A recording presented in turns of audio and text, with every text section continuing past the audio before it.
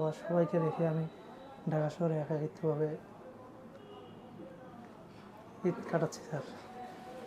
কান্না করবেন না, কান্না করবেন না, কান্না করবেন না, প্লিজ কান্না করবেন না।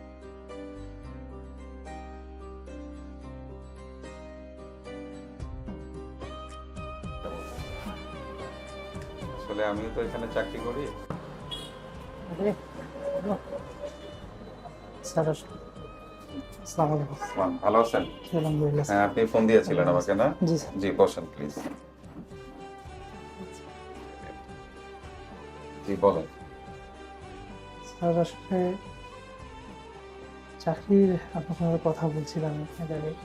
আসলে ঢাকা শহর আসছি মোটামুটি দীর্ঘ 7 মাস চলছে আর কি। জি, আসলে কোথাও চাকরি বাকরি পাচ্ছিলাম না। আসলে না পাওয়ার কারণে এমন একটা আপাতত একটা সিকিউরিটি কোম্পানিতে আছি। সেখানে চাকরি করতেছি। আসলে এই টাকা দিয়ে আসলে আমার ফ্যামিলি চালানো একদম মুশকিল হয়ে যাচ্ছে। আসলে আমি কোনোভাবেই পারতেছি না আমার ফ্যামিলিকে কোনোভাবে তাদের মানে ভরণ পোষণ যেটা থাকা খাওয়া আসলে সেটা ঠিক মতো আমি চালাতে পারতেছি না, নিজেও চলতে পারতেছি না। তো স্যার আপনার সঙ্গে কথা বলার কারণ যে আমাকে যে কোনো একটা ভালো একটা কাজের ব্যবস্থা করে দিলে, যেটা যে কাজেই হোক আমার দরকার স্যার আসলে টাকা।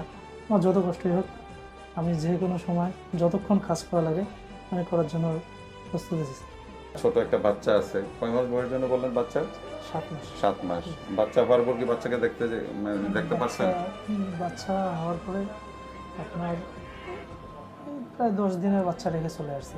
10 দিনের বাচ্চা রেখে আসছে, 2টা ঈদ গেছে। 2টা ঈদের চাঁদে কিন্তু সে বাড়ি যেতে পারে নাই, কারণ পরিবারের চাহিদা পূরণ করার জন্য কিংবা তার চাকরিটা টিকিয়ে রাখার জন্য।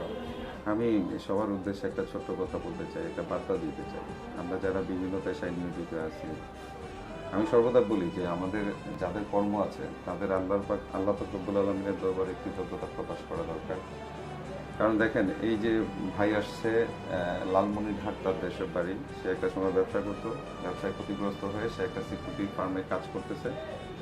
সেখানে সে 12 ঘন্টা ডিউটি করে। তার শিক্ষাগত যোগ্যতা, সে দাখিল পাশ করেছে, আলিম পরীক্ষা দিয়েছিল, সেখানে একটা সাবজেক্টে তার ফেল, একটা সাবজেক্ট খারাপ হওয়ার ফলে সে আলিম পাশ করতে পারেন না। তার মানে তার শিক্ষাগত যোগ্যতা আছে, তারপরেও সে একটা সিকিউরিটি ফার্মে সিকিউরিটি গার্ড হিসেবে কাজ করতেছে। সেখানে তার সাপ্তাহিক কোনো ছুটি নাই, তার কোনো বিশ্রাম নাই।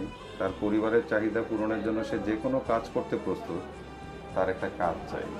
তা আমরা অনেক সময় যারা বিভিন্ন কাজে নিয়োজিত আছি, বিভিন্ন পেশায় নিয়োজিত আছি, তারা অনেক সময় হেলামো করি, কাজ করতে চাই না, না আমি এত ডিউটি করতে পারবো না, না আমি এতক্ষণ কাজ করবো না।